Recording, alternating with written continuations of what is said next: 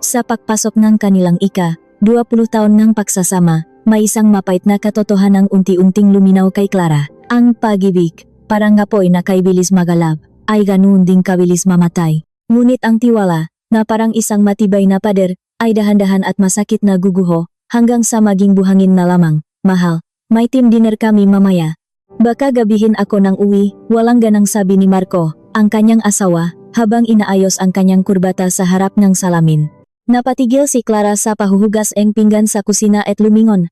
Nga naman, hindi ba't pangatlong team dinner mo na yan ngayong linggo? Isipin mo rin ang kalusugan mo. Tila nainis sa paalala, naglakat si Marco patungo sa pinto. Bigla ang yayang kliyente, anong magagawa ko? Ganito talaga ang buhay corporate, alam mo yan, nagtatrabaho ka rin naman. Mauna na eko. Sa pagsarang pinto, isang nakabibinging katahimikan ang pumalibot sa bahay. Inubad ni Clara ang kanyang rubber gloves at tinapon sa lababo. Tinitigan niya ang kalendaryong nakasabit sa gilid ng ref. May 3 bilog na pula roon lahat ng araw, na sinabi ni Marco, na may team dinner siya at ginabi. May 2 ring bilog na asul nga araw na halos umaga na siyang umuwi dahil sa dinner meeting daw. Nanginginig ang mga kamay na kinuha ni Clara ang kanyang cellphone at binuksan ang isang secret folder na naglalaman ng kanyang notes. Doon, nakatala ang bawat kahina-hinalang kilos ni Marco. Kompleto za pizza. November 3. Sabi team dinner? 2 am umuwi. Amoy pabango and gay babae ang damit. November 10. Dahilan ay client meeting. 1 am umuwi. May bakas ng lipstick sa kuwelyo ng polo. November 17. Biglang team dinner, 3 am umuwi. Credit card statement. May bayad sa isang hotel sa Makati. Napasandal si Clara sa ref at napabuntong hininga. Naramdaman niya ang panginginig ng kanyang galabi. Heto na naman tayo, hindi ka talaga magbabago. Noong 1 taon, sa ganito ring panahon, nangyari ang parehong-parehong sitwasyon. Ang sunod-sunod na team dinner, ang paggabi ng pagabing pag-uwi, at ang magkakaibang amoy. Sa huli, sa walang tigil na pagtatanong ni Clara, umamin din si Marco sa kanyang pambababae. Lumuhod si Marco sa paanan niya nun. Umiyak at nagmamakaawa. Clara, patawarin mo ako. Nabulag ako. Hinding-hindi ko na uulitin. Pangako, please, bigyan mo akong isa pang pagkakataon. Alam mong hindi ko kaya nang wala ka. Dahil sa mga anak nila at sa 20 taon na kanilang pinagsamahan, pinatawad siya ni Clara. O mas tamang sabihin na, nagpanggap siyang nagpatawad para lang matapos na ang gulo. Ngunit tulad ng isang basak na salamin, kahit anong pagdikit ang gawin, hindi na may babalik sa dati. Ang kawalan ng tiwala sa puso ni Clara ay parang lason na kumalat sa buwan niyang pagkatao. At ngayon, eksaktong 1 taon ang nakalipas, heto na naman si Marco, inulit ang kanyang makasinungalingan. Isang payapang Sabado ang hapon, habang nagpapahinga si Clara sa sala, tumunog ang kanyang telepono. Ang biyenan niyang si Aling Nena. Clara, si Mama Moto, pumunta kayo ni Marco dito sa bahay sa weekend, May mahalaga akong sasabihin at may magandang balita.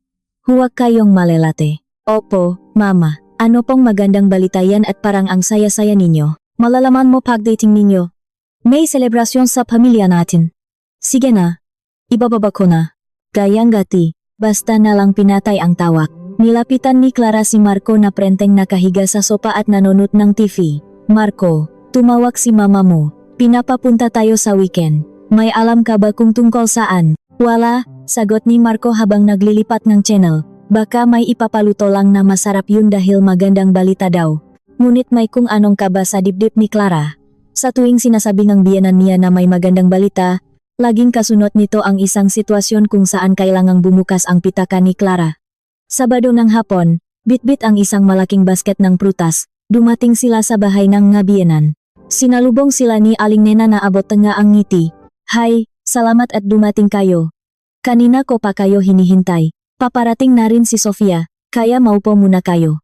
Sa ibabaw ngesa sa sala, nakahain ang mamahaling imported na prutas at cake na hindi karaniwang nakikita sa bahay na iyon. Tuwang-tuwang nagsalita si Aling Nena. Clara, may dahilan kung bakit ko kayo pinapunta. Biyaya talaga ng langit ang dumating sa pamilya natin. Ano po ba yan, Mama?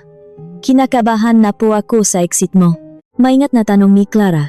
Ibinaba ni Aling Nena ang tasang kape at buong pagmamalaking sinabi, ikakasal na si Sofia. At hindi lang basta-basta ang napangasawa niya, galing sa isang respetadong pamilya. Talaga po?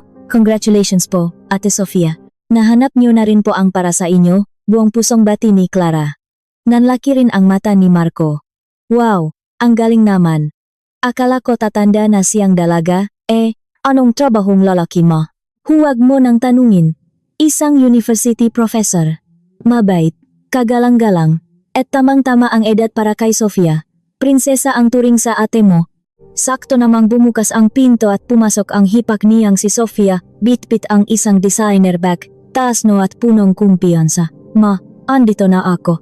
Ay, nandito na pala kayo, kuya at Ate Clara. Ate Sofia. Congratulations. Narinig ko na. Nakahanap ka na raw ng alaga sayo. Tumayo si Clara at hinawakan ang kamay ng hipag. Tinaasan lang siya ng kilay ni Sofia. Salamat, ate. Sa wakas, dumating din ang duwan ko. Balak namin sa susunod na spring na ang kasal. Ang dami lang talagang kailangang ihanda. Habang nakakape, tinanong ni Aling Nena ang plano nila para sa honeymoon. Tila hinihintay lang ni Sofia ang tanong at agad na naglatag ng kanyang ang grandeng plano. Ma, sa Europe kami honeymoon.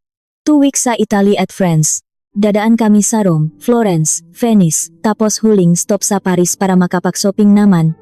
Naku, ang sosyal. Iba talaga ang level ng anak ko, bulalas ni Aling Nena. Sa isip ni Clara, nako-compute na siya.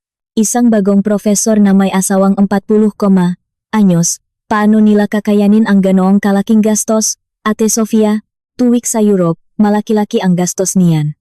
Okay lang ba sa budget ninyo? Ang taas pa naman ng palitan ngayon. Sa praktikal na tanong ni Clara, bahagyang sumimangot si Sofia, kaya nga medyo mabigat. Gusto ko pa naman sana 5-star hotels lahat, tapos business class sa eroplano. Nakakahiya naman sa asawa kong profesor kung sa economy class lang kami sasakay, di ba? Ito na ang pagkakataon ni Aling Nena. Mabilis niyang hinawakan ang kamay ni Clara. Clara, alam mo namang nag-iisang prinsesa natin si Sofia. Minsan lang naman siya ikakasal sa buong buhay niya. Gusto ko sanang ibigay sa kanya ang honeymoon na pinapangarap niya. Isang malamig na kaba ang gumapang sa dibdib ni Clara. Opo naman, ang honeymoon. Habang buhay na alaalayan. Tama, kaya naisip ko, Clara. Baka naman pwede mong tulungan ng malaki-laki si Sofia sa kasal niya. Malaki naman ang sahot mo, di ba? Naku mama. Malaki nga po, pero malaki rin ang gastos namin sa pag-aral ng mabata at sa utang sa bahay. Sa pagtanggi ni Clara, agad na nagbago ang muka ang biyenan niya. Hindi ba't senior manager ka sa isang malaking kumpanya? Niyo na siyang kinikita mo siya isang taon, tapos magdadamot ka siya nag-iisang hipag mo. Itong si Marco, kakarampot lang ang kinikita, kaya bilang nakatatandang babay sa pamilya, dapat tulungan mo kami. Parang pinipiga ang puso ni Clara sa samang loop. Mama, kahit malaki ang sahot ko, pagkatapos ng tax at tuition ng mga bata, wala na rin pong natitira. At saka, hindi nyo na po ba naalala noong kami ang nag-honeymoon? 3 araw lang tayo sa Palawan noon. Sumabat si Sofia ng may pang-inis. Ate, noon yun, ngayon ay ngayon. Siguro hindi mo maintindihan kasi hindi ka pa nakakarating ng Europe. Iba na ang status ko ngayon. Asawa na akong propesor. May reputasyon kaming inaalagaan. Si Marco naman ay nakayuko lang. Tila ayaw masangkot sa usapan. Parang isang pinal na hatol. Nagsalita si Aling Nena. Clara, huwag na nating pahabain to. Pamilya tayo. Dapat nagtutulungan. Sagutin mo na ang plane tickets at hotel ni Sofia. Yan ang responsibilidad mo bilang nakatatandang hipak. Naintindihan mo ba? Hindi sumagot si Clara. Tahimik siyang tumayo at nagpunta sa banyo. Isinara niya ang pinto, at sa harap ng salamin, nakita niya ang sariling mukha na punong galit at pagkadismaya. Kinuha niya ang cellphone, pinuksan ang kanyang secret notes, at nagdagdang bagong entry. November 21, biyenan at hipag, hinihingi ang buong gastos para sa European honeymoon. Asawang si Marco, tahimik lang at walang pakialam. Nagila mo si Clara ni malamig na tubig. Nagkakamali kayo na kinalaban, sabi niya sa sarili. Akala niyo ba ganun kadaling kunin ang pera ko? Sa salamin, ang mga mata ni Clara ay nagliliyap sa isang apoy na hindi pa niya naramdaman kailanman. Lumipas ang magulong weekend at dumating ang Lunes. Abala si Clara sa tambak na trabaho nang mag-vibrate ang cellphone niya. Isang mensahe mula kay Sofia. Ate, tapos na ang itinerary ng honeymoon namin. Pinag-isipan ko tong mabuti. Tingnan mo, ha? Ang ganda, di ba? Super excited na ako. Kasama ngang mensahe ay isang Excel file. Nag-alangan man, binuksan ito ni Clara. Habang nag-scroll siya pababa, papalaki ng papalaki ang kanyang mga mata sa pagkabigla. Hindi ito itinerary ng honeymoon. Para itong state visit ng isang presidente. Day 1. Manila to Rome. Business class. Check-in sa Hilton Rome Coliseum. Suite room. Day 2 to 3. Private tour of Rome and Vatican City. Day 4. Transfer to Florence. Check-in sa Four Seasons Firenze. Deluxe room. Hindi makapaniwala si Clara habang patuloy na nag-scroll. 14 na araw na puno nga pinakamamahaling hotel sa buong Europa, Rome, Florence, Venice, Milan, hanggang Paris. At sa pinakailalim ng file, naroon ang isang numerong halos magpatigil sa pagtibok ng puso niya. Total estimated cost, 1,800,000, including airfare, accommodation, food, and shopping budget. Binitiwan ni Clara ang cellphone sa mesa. 15,000, wala ba sila sa katinuan? Dahil hindi nila pera, wagas kung gumasta. Huminga siya ng malalim para pakalmahin ang sarili. Nang gabing iyon, mas maagang umuwi si Marco. Habang naghahain, mahinahong nagtanong si Clara.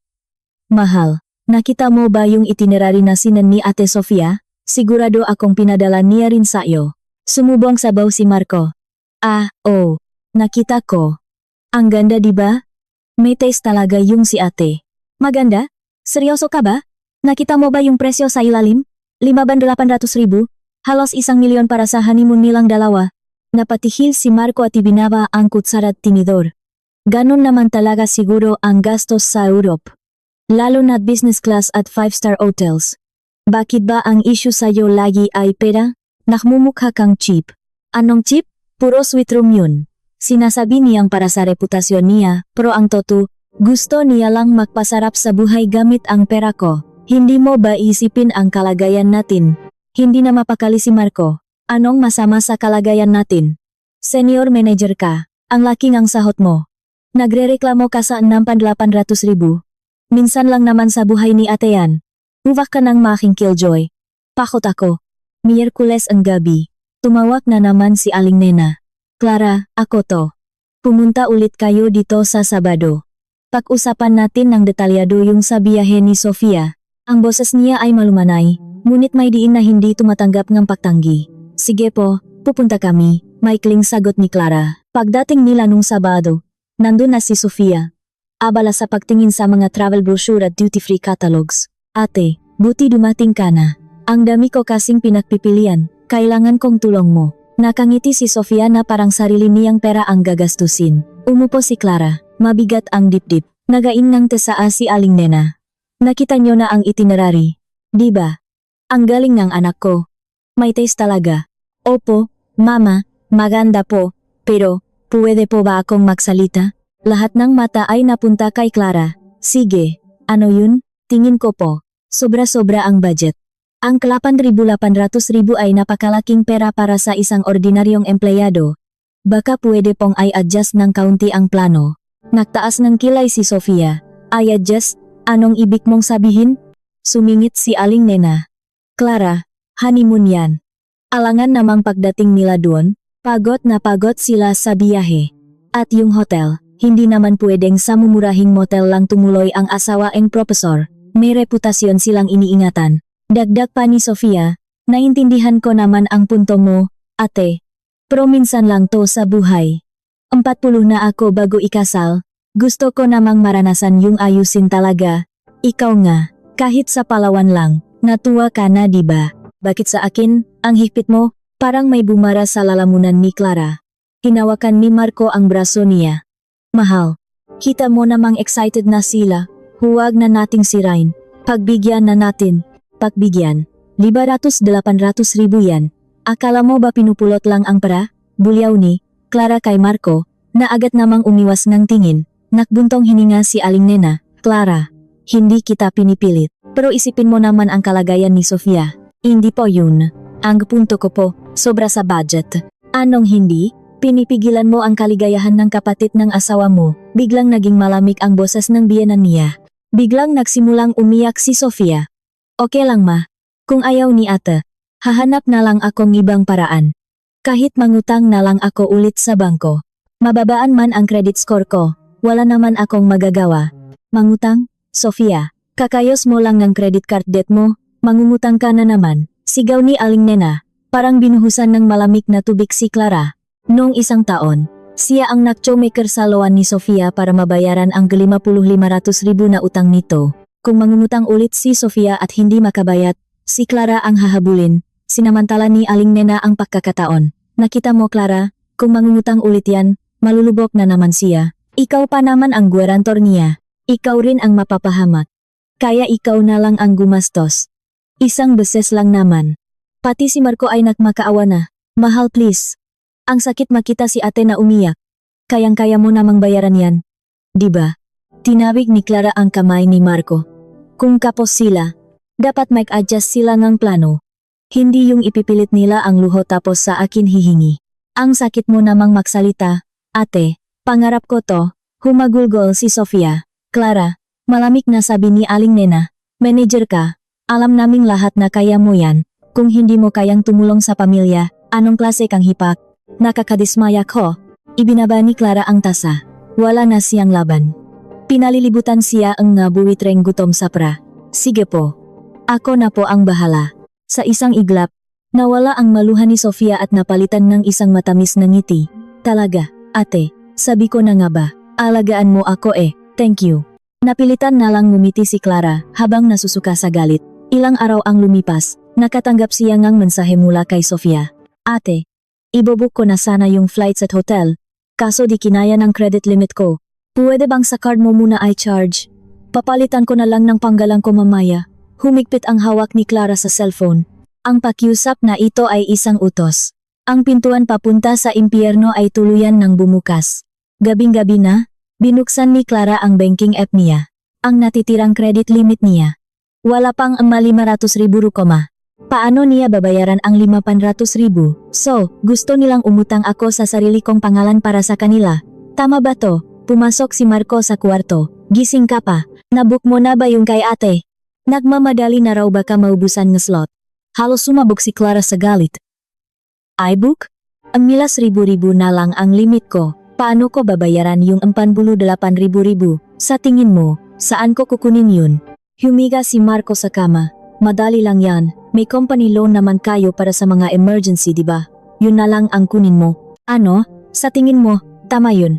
Utang ako ng halos 1,000,000 para lang sa honeymoon ng ate mo. Sinong magbabayad niyan? Tumalikot si Marco. Basta maresolba muna natin. Babayaran naman yan ni ate kapag nakaluwak-luwak na siya. Pamilya tayo. Huwag kang masyadong strict. Babayaran. Yung 9,000 na utang niya dati, kailan niya binayaran? Ako ang nagbayad nun galing sa sahod ko, tandaan mo. Iba nun, iba ngayon. Asawa na siya ngang propesor. Huwag mo nang ungkatin ang nakaraan. Anong huwag ungkatin? Ni thank you wala akong narinig sa kanya. Ang sabi pa niya, buti na lang daw mayaman ang hipak niya. Ganun ba? Walang masabi si Marco. Nagtakip na lang siya ng kumot at nagtulog-tulugan. Sa dilim, kinuyom ni Clara ang kanyang manggamaw. Sa pamilyang ito, isa lang siyang ATM. Kinabukasan, weekend na naman, at may utos na naman mula sa biyenan. Samahan daw silang tumingin ng wedding ring para kay Sofia. Sa isang mamahaling jewelry store sa mall, naroon na si Aling Nena at Sofia, abala sa pagtingin. Ate, dito, tingnan mo to, ang ganda. Isinuot ni Sofia ang isang dambuhalang diamond ring.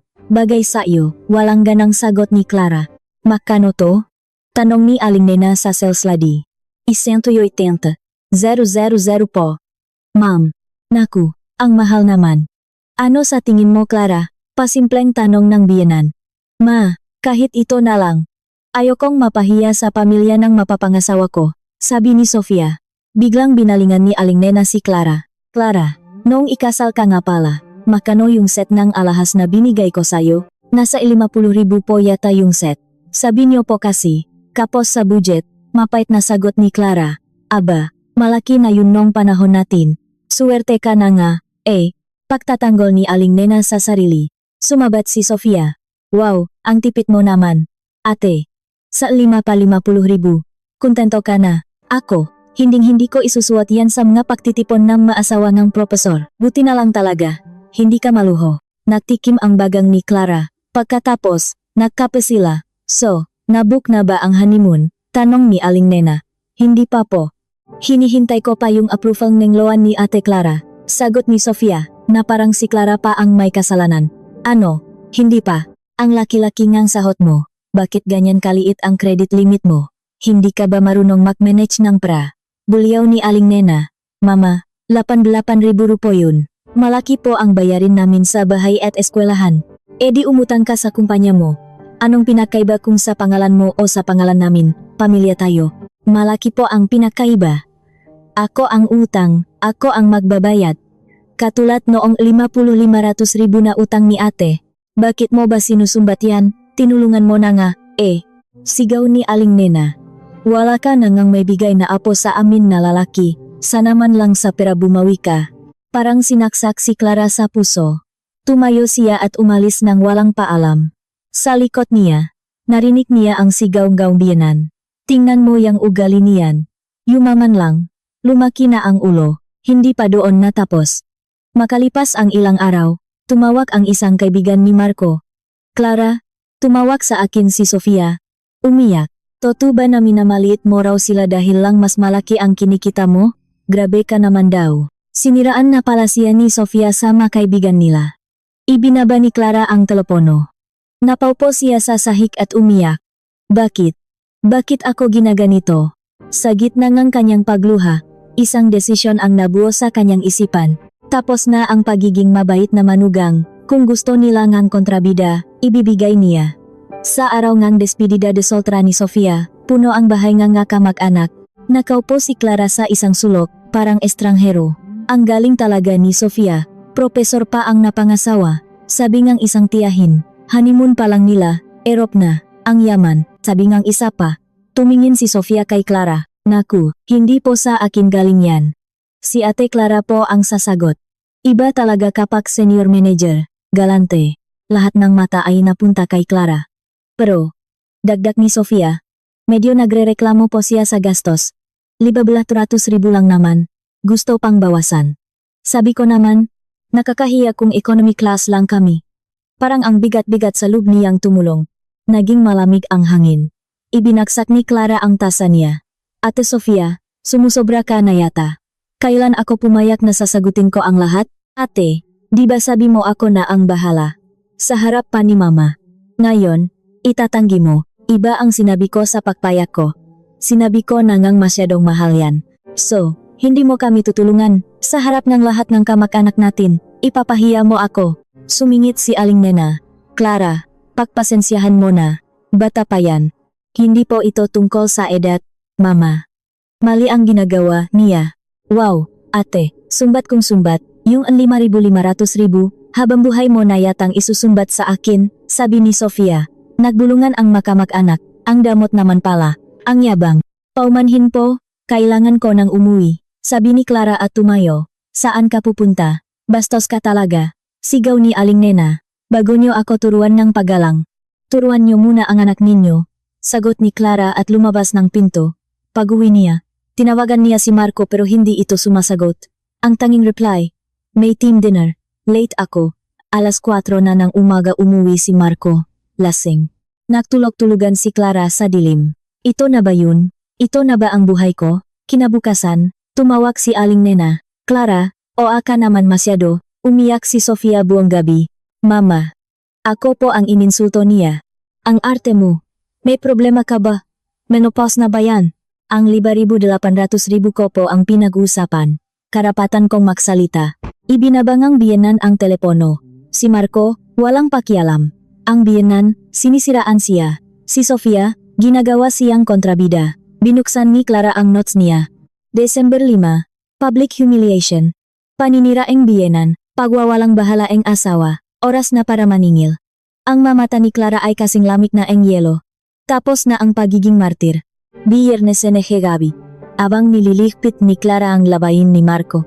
May nahulog mula sa bulsa ngang polo nito, isang hotel keycard, The Grand Serenity Hotel, Makati. Kinuha niya ito, dati, iyak siya.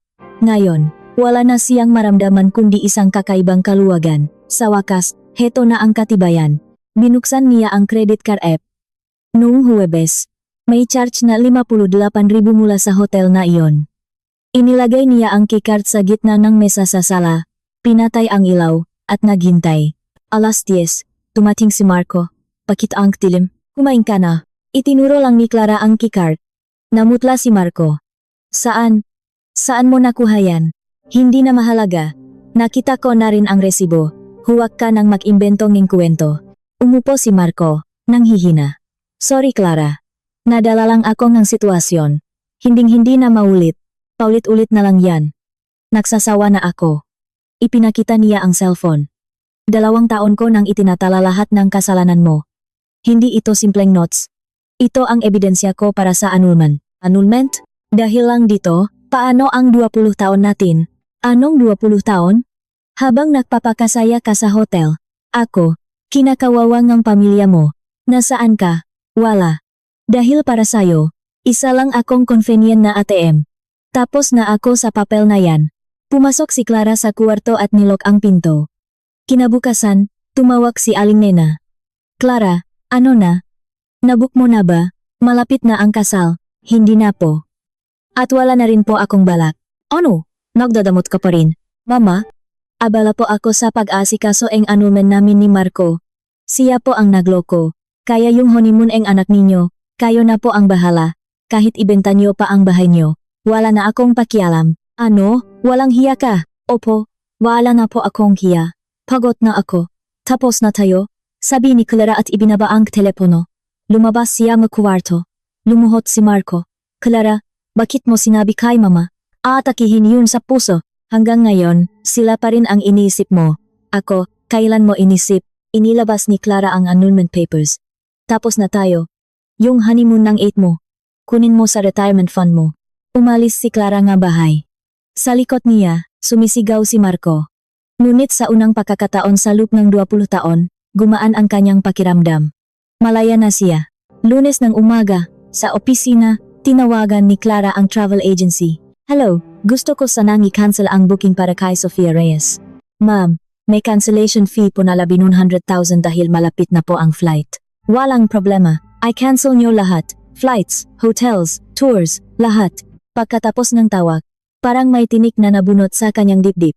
Mas gugustuhin niyang mawalan ng 100,000 kaysa suportahan ang mataong sumira sa kanya. Pag-uwi niya, galit na galit si Marco. Bakit mo kinansela? Ikakasal na si ate. Sira na ang buhay niya. Pera ko yun. Karapatan ko. Kung gusto niya, gamitin niya ang sarili niyang pera. Masama kang tao. Ang sama-sama mo. Masama? Kaysa naman sayo na manloloko at duwag, hindi mo kayang protektahan ang asawa mo. Manahimik ka. Tumunok ang telepono ni Marco. Si Aling Nena, naka-speakerphone. Hayop kang babae ka. Nahimatay si Sofia sa airport. Papatayin kita. Kinuha ni Clara ang telepono. Mama, sinabi ko na, di ba? Hindi na ako manugang ninyo. Nag-file na ako ng annulment. Hintayin niyo na lang ang sulat galing sa korte. Ibinaba niya ang tawag. Sa wakas, natapos na ang lahat. Humiga siya sa kama at nakatulog ng mahimbing. Sa unang pagkakataon sa loob ng maraming taon. Ang huling kabanata. Ang paniningil. Gabi, sunod-sunod ang tawag.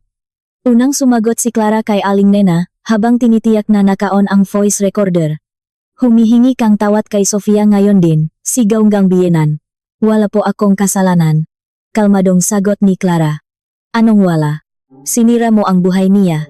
Ang perang ginamit ko po ay pera ko. Ang desisyon ay desisyon ko. Pera mo? Dahil sa anak ko kaya ka kumikita ng ganyan kalaki. Hindi po. Dahil po. Sa sarili kong kakayahan. Kung hindi ka inasikaso ang asawa mo, angat ka ba? Asikaso? Ako po ang gumagawa ng lahat sa bahay. At kayo, puro hingi lang ang ginawa niyo sa akin. Itinala ni Clara ang bawat salita. Sumunod si Sofia, humahagulgol. Naka-record pa rin. Ate, bakit mo ginawa to? Paano na ako? Hindi ko yan problema. Dapat pinahandaan mo. Pero nangako ka. Kailan? May pruweba ka ba? Masama kang tao, para lang ang mahalaga sa'yo. Para? Yung 500,000 na ibinayad ko sa utang mo, nakalimutan mo na. Ni thank you wala. Bawat salita ay bala na gagamitin niya sa korte. Pati mga pinsan ni Marco, tumawag para mangonsensya. Lahat, ni-record niya. Lahat sila, isa ang sinasabi. Pamilya kayo, magbigayan dapat. Sa huli, tumawag ulit si Aling Nena, nagmamakawa. Anong gusto mo? Pera. Babayaran kita. Saan po kayo kukuhang pera? Wala kang pakialam. Wala kang utang na loop. Utang na loop. Sa 20 taon na pagiging ATM nyo sa akin, natapos ang gabi na may koleksyon si Clara nga audio file ebidensya ng pang-abuso, manipulasyon, at kasakiman. Kinabukasan, ipinasa niya lahat sa kanyang abogado. Perfect, sabi ngang abogado. This is more than enough. Sa annulment hearing, nakita niya si Marco Haggard at mukhang talunan. Clara please. Tapos na tayo, sabi niya. Sa tulong ng ebidensya ang talaan ng panloloko, ang resibo sa hotel, at ang mga audio recording naging mabilis ang proseso. Lahat ng ari-arian na nakapangalan kay Clara ay napunta sa kanya. Si Marco, naiwang halos walang-wala. Pagkatapos ng lahat, lumipat si Clara sa isang bagong condominium unit na tanaw ang buong siyudad. Habang umiinom ng tesa at pinagmamasdan ang paglubog ng araw, naramdaman niya ang luhang dumaloy sa kanyang pisngi. Ngunit hindi ito luha ang kalungkutan. Ito ay luhang ngalayaan. Pagkatapos na 20 taon, sa wakas, nagsisimula na ang kanyang tunay na buhay. Para sa inyo, tama ba ang ginawa ni Clara? Kung kayo ang nasa sitwasyon niya, ano ang gagawin ninyo? Iwanan ang inyong salubin sa komento. At kung ang kwentong ito ay tumatak sa inyong puso, huwag kalimutang mag-subscribe para sa mas marami pang mga kwentong tulad nito.